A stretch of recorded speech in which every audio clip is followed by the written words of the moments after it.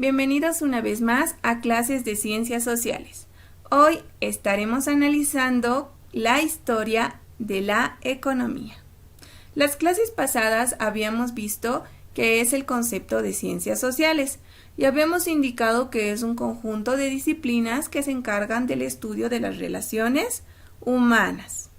También habíamos indicado que esas disciplinas analizan las manifestaciones del ser humano, ya sean simbólicas o no simbólicas. Habíamos indicado además que una de las disciplinas que conforman las ciencias sociales es la economía. Hoy estaremos analizando cuál es el concepto de la economía y además vamos a revisar el desarrollo histórico que va a tener la economía dentro de la historia misma de la humanidad. Bueno, la economía es casi tan antigua como el ser humano. Desde que los primeros hombres comenzaron a hacer planificaciones de alimentación y organización de la comunidad social, ya estaban haciendo uso de la economía. En la época prehistórica, las primeras asociaciones humanas han empezado a integrarse y compartir vínculos para garantizar básicamente su sobrevivencia y mejorar la calidad de vida. El hecho mismo de compartir estos vínculos sociales ha generado el nacimiento de la economía. Antes de revisar la historia de la economía, vamos a conceptualizar qué es. La economía es una ciencia que estudia e investiga la obtención y la disposición de bienes, servicios y recursos para satisfacer las necesidades del ser humano. La economía es muy importante porque define las formas para obtener los recursos de la naturaleza y de la sociedad. Y básicamente la economía tiene como fin la sobrevivencia del ser humano. Es por eso que decimos que la economía se ha ido practicando desde la prehistoria, cuando el ser humano se ha empezado a agrupar para garantizar precisamente su sobrevivencia. Economía en la prehistoria. Bueno, durante este periodo de tiempo, que comprende el Paleolítico, los primeros asentamientos humanos se organizaban en grupos nómadas. El comercio se limitaba sobre todo a objetos de prestigio. No existen pruebas fehacientes de que la gente comerciara con bienes básicos como ser frutos y carne. Durante la prehistoria, básicamente los primeros grupos humanos eran nómadas. ¿Qué quiere decir eso? Que no tenían un lugar fijo para vivir. Es más, estaban en continuo movimiento. Y estos grupos que estaban en continuo movimiento han empezado a establecer las primeras relaciones comerciales, que se limitaba básicamente a intercambiar objetos de prestigio, que ellos consideraban muy importantes, interesantes, y con alguna característica importante que los hacía sobresalir ante los otros objetos de necesidad básica, como ser alimentos, frutos o carne. La mayoría de las culturas de cuadrillas vivían como nómadas, viajando de un lugar a otro en búsqueda de comida. Por lo general se desplazaban por un mismo territorio conocido. A veces las bandas salían de su territorio y exploraban nuevas tierras, ya fuera debido a desastres naturales, a conflictos violentos, a presiones demográficas o a la iniciativa de un jefe carismático. No existía un nivel de consumo tan elevado como el que nosotros tenemos en la actualidad. Como ustedes pueden ver en imagen, los hombres de la prehistoria generalmente se aventuraban a buscar nuevos lugares. Ahora, el hecho mismo de que sean nómadas los obligaba a ellos a buscar o a moverse en búsqueda básicamente de comida. Como ya hemos indicado, los nómadas son aquellas tribus o aquellos grupos humanos que no tenían un lugar fijo para vivir. A ellos generalmente los movilizaba la búsqueda de comida, la búsqueda de alimento y generalmente iban persiguiendo a los animales que continuamente estaban migrando. Entonces ellos estaban bastante condicionados por el medio en el que estaban viviendo. El hecho mismo de ir moviéndose continuamente ha generado relaciones comerciales en diferentes grupos societales. En ese tiempo no existía un consumo como el que nosotros tenemos ahora. El consumo era bastante básico. La economía paleolítica. La economía paleolítica se basaba en modos de producción de alimentos no intensificables, como son la caza, la recolección y la pesca. ¿Qué quiere decir eso?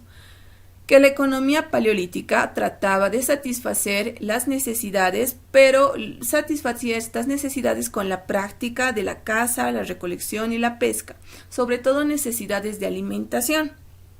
Ahora practicaba básicamente modos de producción no intensificables porque no podía ejercer con mayor frecuencia la caza o la recolección o la pesca y demás. Como podemos ver en imagen, el hombre de la época paleolítica básicamente se alimentaba producto de la caza, la recolección y la pesca, y el hecho mismo de alimentarse con estas técnicas lo condicionaba al nomadismo. Ahora vámonos con el Neolítico. En el Neolítico se produjo un desarrollo más amplio de la agricultura y la ganadería, que eran modos de producción intensificables, es decir, que se dedicaban más horas de trabajo a esas actividades. Podían incrementarse la producción frente a la caza y la recolección, que eran muy poco intensificables, además de ser modos vulnerables a la sobreexplotación. Ya para el Neolítico aparece lo que es la agricultura y la ganadería. Recordemos, jóvenes y señoritas, que la prehistoria básicamente se divide en etapas. Y estas etapas se dan en función al desarrollo propio de estas comunidades humanas. Va a haber pues una etapa en donde estas comunidades van a ser eminentemente nómadas y va a haber otra etapa en que estas comunidades van a ser sobre todo sedentarias. Y el sedentarismo viene de la mano de la agricultura y la ganadería. Si bien hemos conceptualizado que los nómadas no tenían un espacio geográfico o un espacio físico determinado donde vivir, pues continuamente estaban en movimiento en función a la búsqueda de alimentos, los sedentarios son exactamente todo lo contrario. Los sedentarios, los grupos humanos sedentarios, van a ser aquellos que tienen un espacio fijo determinado para vivir. Y el sedentarismo básicamente está ligado al nacimiento de la agricultura y la ganadería. Ahora, estos modos de producción han sido muy importantes para las comunidades humanas porque nos han ayudado a desarrollarnos no solamente cognitivamente, sino que también nos han ayudado a desarrollarnos en cuanto a las prácticas como ser el intercambio de bienes y servicios también. Ahora, en el Neolítico se desarrolla la agricultura y la ganadería y eso condiciona a las comunidades humanas a establecerse en un determinado espacio físico. Estas actividades eran intensificables porque se podían practicar con mayor frecuencia y se podía dedicar mayor tiempo. Era todo lo contrario con lo que pasaba con la caza y la pesca. La caza y la pesca siempre estaban condicionadas al ambiente geográfico. No siempre iba a haber animales para cazar. En cambio, cuando decimos agricultura y la ganadería, el condicionamiento básicamente reside en la propia fuerza de trabajo que tenga el ser humano. ¿Qué quiere decir? Que si las comunidades humanas estaban en la disposición de practicar la agricultura y ganadería con más intensidad, entonces lo hacían. Producto de la agricultura y la práctica intensiva de la misma, se genera lo que es un excedente. ¿Qué quiere decir? Producen más de lo que consumen. Y ese excedente, en lo posterior, va a ser utilizado para el trueque. El trueque es una actividad comercial, vamos a decir que es la primera actividad comercial que se puede identificar dentro de la historia del ser humano. Ahora, el desarrollo de la economía durante el Neolítico se produce a la práctica intensiva de agricultura y ganadería. Eso tiene que quedar muy claro. Y es que el desarrollo de nuestra economía, la economía que nosotros conocemos en la actualidad, se produce debido a la práctica precisamente de la agricultura y la ganadería. Como podemos ver en imagen, encontramos a dos personas que formaron parte de la comunidad humana durante la época prehistórica, realizando una actividad agrícola. Y como podemos ver en la imagen, la ganadería, que consistía básicamente en la domesticación de animales. La ganadería va muy ligada a la agricultura. ¿Por qué? Porque una vez teniendo a disposición los productos agrícolas, hemos podido alimentar a los animales. La agricultura intensiva apareció intermitentemente en diversas regiones del planeta. ¿Qué quiere decir? Que paulatinamente la agricultura ha ido expandiéndose en todas las regiones de nuestro planeta. La intensificación de la agricultura permitió por primera vez la existencia de excedentes, lo cual permitió la existencia de asentamientos permanentes, la explosión demográfica, la especialización laboral y en consecuencia la estratificación laboral. Como pueden ver en la imagen, gracias a la agricultura es que se han producido excedentes que han sido utilizados en lo posterior para el canje o el trueque con otras comunidades humanas. Una comunidad se encargaba de especializarse, por decirles, en el cultivo de trigo y la otra comunidad en el cultivo de maíz. Entonces, la especialización en esas dos áreas ha provocado de que ambas comunidades lleguen a acercarse y logren intercambiar sus productos. Ahora hablaremos de la economía durante la Edad Antigua. Ya hemos hablado de la prehistoria, ahora hablaremos de la Edad Antigua.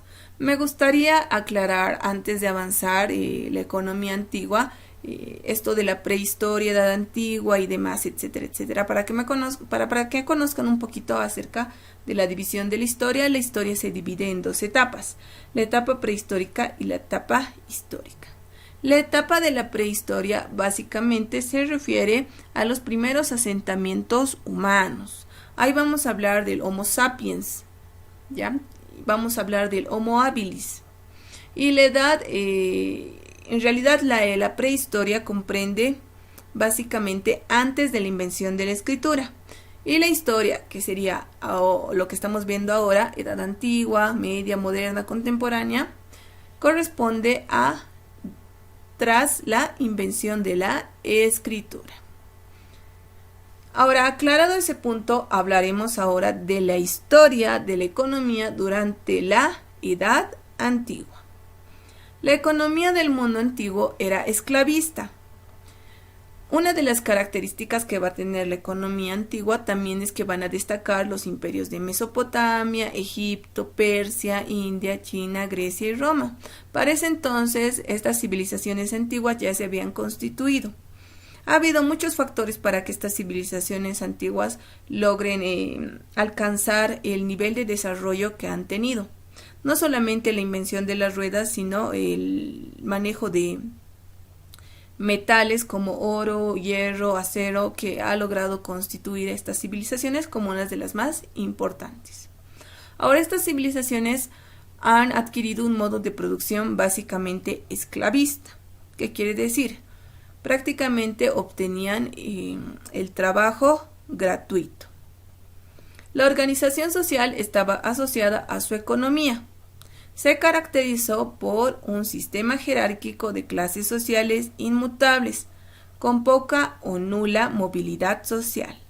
Estaba basado en las tradicionales como clanes, familiares, castas u órdenes sociales.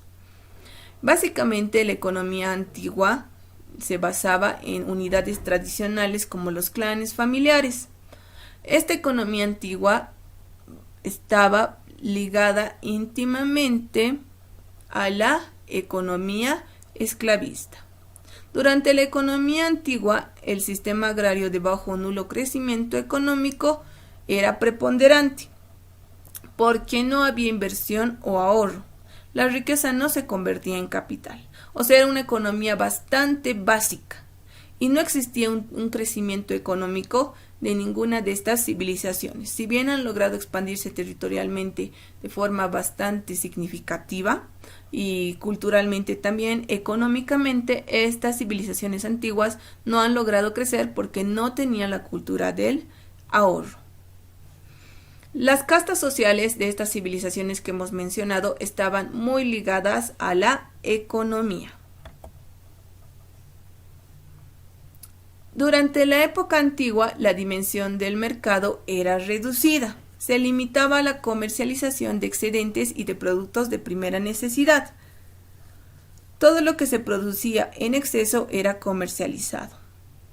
En su última fase, la economía del mundo antiguo estaba ya monetizada y el trueque fue desapareciendo. Hemos visto que durante la prehistoria es que empieza a aparecer lo que es el trueque gracias a la ganadería y la agricultura, pero ya para la edad antigua empieza a monetizarse el sistema económico. ¿Qué quiere decir? Se inventa una moneda y el trueque va a ir desapareciendo poco a poco. Como ustedes pueden ver en la imagen, encontramos la primera moneda. Esta primera moneda en realidad tiene origen turco y era conocida como el electrum.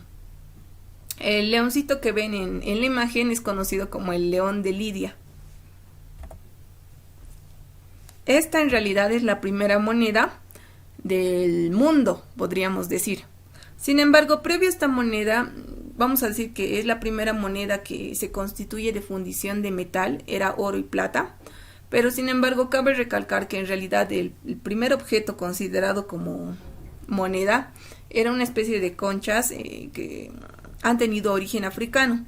Sin embargo, la historia de la economía va a considerar en realidad como la primera moneda producto de fundición de metales al electrum, que es la moneda que ustedes están viendo en la imagen. Ahora hablaremos de la economía medieval.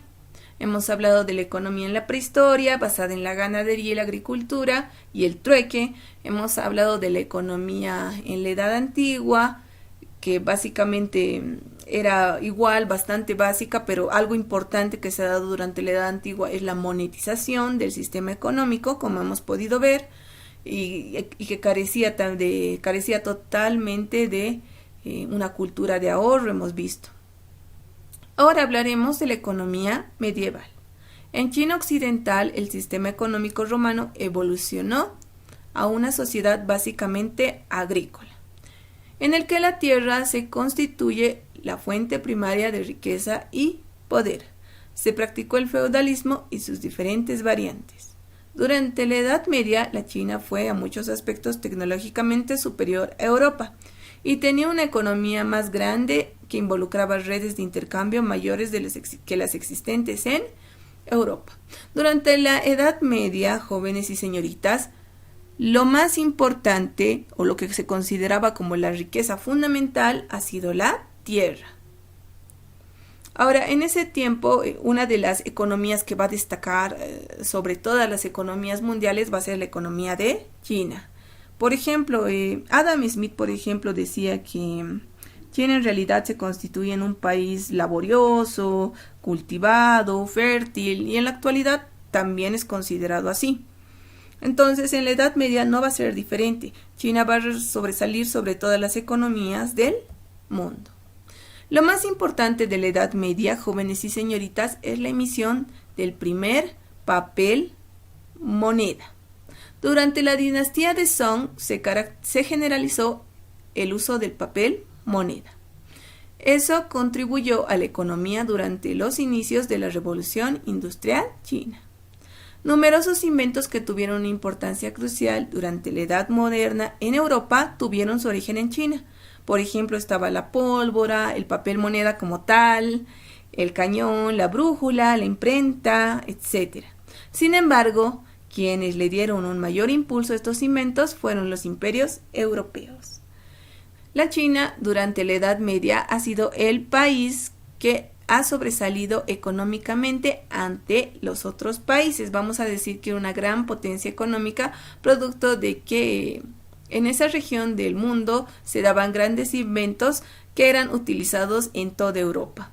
el hecho de usar la pólvora, el mismo papel moneda, que ha sido un logro importantísimo del Imperio Chino, el cañón, la brújula, que va a marcar totalmente la historia del mundo, porque producto de la invención de la brújula precisamente se van a aventurar varios viajes por parte de Portugal, España, hacia el Pacífico.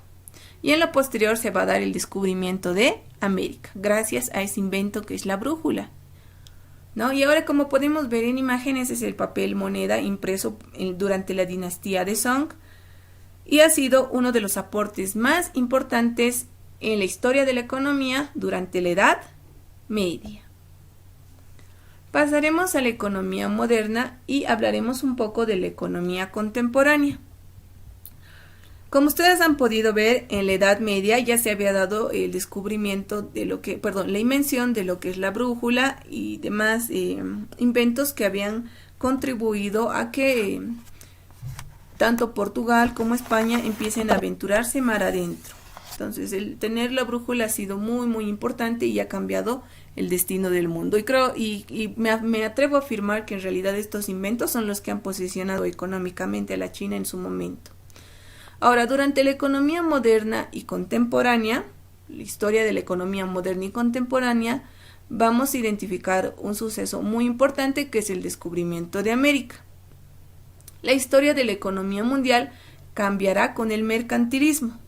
Los metales preciosos serán los mayores bienes estatales. Y es que durante la economía moderna y contemporánea se va a desarrollar una doctrina conocida como el mercantilismo. Para el mercantilismo, lo más importante que pueden poseer los países o los estados son los metales preciosos. Esta doctrina del mercantilismo se da producto del descubrimiento de América, el 12 de octubre de 1492. Y la economía moderna y contemporánea se va a basar en función a esta doctrina, la doctrina del mercantilismo. Todos los países del mundo, o vamos a hablar principalmente de Europa, van a manejar una doctrina mercantilista donde lo más importante para desarrollar su economía era la posesión de estos metales preciosos, ya sea oro, plata y cobre. Durante la Edad Moderna, la economía europea de los siglos XVI y XVII y la primera mitad del siglo XVIII se promovió un fuerte control de la moneda. El Estado intervenía en la regulación de la economía. Durante los siglos XV, XVII y XVIII, la economía empieza a volverse proteccionista. Generalmente en Europa los estados se preocupaban de proteger bastante su economía. Se estimuló la producción propia controlando los recursos naturales y los mercados.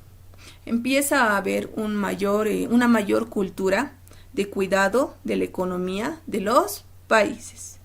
Se practica ampliamente el proteccionismo, protegiendo la producción local de la competencia extranjera. Lo que se quería hacer en realidad es proteger la economía en función a adquirir más los productos, vamos a decir, nacionales propios que los productos extranjeros.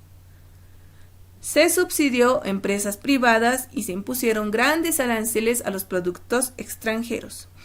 En ese entonces, los estados destinaban un monto para ayudar a las empresas privadas, y generalmente los estados cobraban grandes impuestos a las empresas que no eran nacionales. Entonces, durante la Edad Moderna empieza a surgir lo que es el proteccionismo estatal en cuanto a la economía. Hablaremos un poco acerca de la Revolución Industrial, y es que la Revolución Industrial ha sido un acontecimiento histórico tan importante que ha marcado prácticamente la historia de la humanidad, y mucho más en el aspecto económico. El concepto de revolución industrial hace referencia al nacimiento y pronto desarrollo de la industria moderna en Inglaterra a partir del uso intensivo de maquinaria mecánica, la introducción de nuevas fuentes de energía, ya sean hidráulicas, a carbón, a gas y petróleo, y la organización del sistema de producción fabril. Como pueden ver ustedes en imagen, durante la Revolución Industrial se ha dado una gran intervención de maquinarias que han ayudado a producir de forma más fácil los bienes que se distribuían en ese entonces. Gracias a la Revolución Industrial es que se ha dado el primer proceso de globalización. El primer proceso de globalización de la economía se ha desarrollado en el año 1870 y se ha extendido hasta 1914. Durante la primera globalización de la economía se consolidan los mercados nacionales en casi todo el globo y se da la interconexión creciente por efecto de la libertad del comercio o el liberalismo económico. ¿Qué quiere decir? Durante la primera globalización, cada uno de los mercados nacionales empieza a crecer. ¿Qué entendemos por mercado? Mercado en realidad se refiere al conjunto de transacciones o intercambio de bienes y servicios. Entonces, todos los mercados a nivel nacional empiezan a crecer en los diferentes países y producto de eso empiezan a expandirse. Para ese entonces, jóvenes y señoritas, se implanta lo que es el liberalismo económico. El liberalismo económico básicamente proponía la libertad de comercio. Todos los países estaban en la libertad y el derecho de poder exportar su mercadería. Las fronteras estaban totalmente abiertas. Es diferente a lo que ha ocurrido antes en el caso de la economía europea, donde prácticamente los europeos cierran sus fronteras porque querían preservar su economía y preferían consumir productos nacionales a consumir productos foráneos. Era una forma de revitalizar la economía nacional en Europa. Sin embargo, acá en el proceso de globalización eso prácticamente se destruye. ¿Por qué razón? Por el surgimiento del liberalismo económico. ¿Qué decía el liberalismo económico? El liberalismo económico nos decía de que no debe existir fronteras para el comercio. Todos pueden exportar los bienes que quieran. Lo cual ha sido negativo para algunos países que no habían desarrollado todavía de forma óptima su mercado y se han visto prácticamente invadidos de productos extranjeros y la moneda que ellos tenían se ha debilitado bastante. Ahora, un acontecimiento que ha cambiado la historia económica de nuestro mundo precisamente es la Primera Guerra Mundial. Durante la Primera Guerra Mundial, que se ha desarrollado precisamente en el año 1914 y se ha extendido hasta el año 1919, los Estados Unidos sale de esta guerra más fuerte que nunca, hablando en el aspecto económico. Pasa de ser deudor a ser acreedor y obtiene una posición de liderazgo a nivel mundial en muchos mercados. Ahora, tras la Primera Guerra Mundial, donde el vencedor va a ser precisamente los Estados Unidos, es que Norteamérica se convierte en una de las potencias mundiales más importantes, incluso en la actualidad. Durante la Primera Guerra Mundial también surge lo que es el capitalismo. El capitalismo es una doctrina política económica que nos dice que lo más importante que puede tener un Estado en realidad es el capital. El capitalismo. Poco antes del final de la Segunda Guerra Mundial, los acuerdos de Bretton Woods de 1940 supusieron un intento de establecer reglas para las relaciones comerciales y financieras entre los países más industrializados del mundo. Para ese entonces, los Estados Unidos tenía la batuta entre los países más industrializados del mundo. Era el líder económico del mundo. Dentro de los acuerdos alcanzados, se decidió la creación del Banco Mundial y también se decidió la creación del Fondo Monetario Internacional. Durante ese periodo de tiempo, después de la Segunda Guerra Mundial, es que se decide que la moneda internacional va a ser precisamente la moneda del país más industrializado y el país que tenía el mayor poder económico, los Estados Unidos. Y en este caso se va a establecer el dólar como la moneda internacional. Bueno, muchas gracias por acompañarme el día de hoy. Vamos a hacer un breve resumen de lo que hoy hemos visto. Hoy hemos conceptualizado lo que es la economía y hemos dicho que la economía es una ciencia que estudia y investiga la obtención y la disposición de bienes y servicios. Y hemos dicho que esta ciencia económica ha tenido también su historia que se remonta a la época antigua o época prehistórica. Y hemos indicado que durante la época prehistórica la economía se desarrolla gracias a la agricultura y la ganadería, porque en función a la agricultura se empieza a crear lo que es un excedente, o sea, se produce más de lo que se consume y ese excedente empieza a utilizarse para el trueque, que es la primera relación comercial que vamos a mantener nosotros como seres humanos. Como ustedes están viendo en imagen, estos dos personajes están ejerciendo el trueque, están intercambiando bienes. Esa es nuestra primera relación comercial. Luego hemos dicho que en la economía antigua el mundo en realidad ya era esclavista y se seguía practicando lo que era el trueque. Esta economía era bastante básica. Sin embargo, durante la Edad Antigua aparece la primera moneda. Como ustedes están viendo, la primera moneda se llama electrum y en realidad tiene origen turco. Hemos indicado que durante la Edad Media el bien económico más importante era la tierra.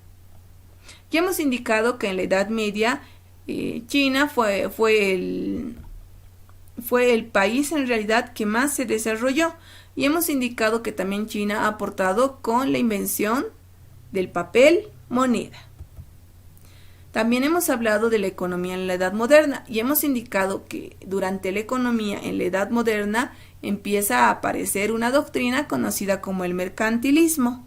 Y el mercantilismo nos dice que lo más importante que pueden poseer los estados son los metales preciosos, como ustedes pueden ver en imagen. También hemos hablado de la revolución industrial y hemos indicado que gracias a la revolución industrial también la economía a nivel mundial se ha desarrollado. ¿Por qué? Porque producto de la revolución industrial se han ido implementando nuevas formas de producción y mucho más rápidas, mucho más eficientes de lo que en realidad era la mano de obra. También hemos hablado del primer proceso de globalización y hemos indicado que en el primer proceso de globalización las fronteras de los países han desaparecido y que el comercio se podía dar en cualquier situación de país a país gracias al pensamiento del liberalismo económico. Ha tenido sus aspectos positivos y ha tenido sus aspectos negativos. Luego hemos hablado de la Primera Guerra Mundial y hemos indicado que gracias a la Primera Guerra Mundial en el año 1914 es que los Estados Unidos son la potencia que son ahora. Y varios historiadores en realidad dicen que Estados Unidos le debe mucho a la Primera y a la Segunda Guerra Mundial con referencia al poder económico y político que en la actualidad tiene. También hemos hablado del nacimiento del capitalismo. Y hemos indicado que nace después de la Segunda Guerra Mundial y que también en este contexto de la Segunda Guerra Mundial se crea el Banco Mundial y el Fondo Monetario Internacional. Y hemos indicado además que después de la Segunda Guerra Mundial se establece el dólar como la moneda internacional. Bueno, muchas gracias y espero que revisen el material. Hasta la próxima clase.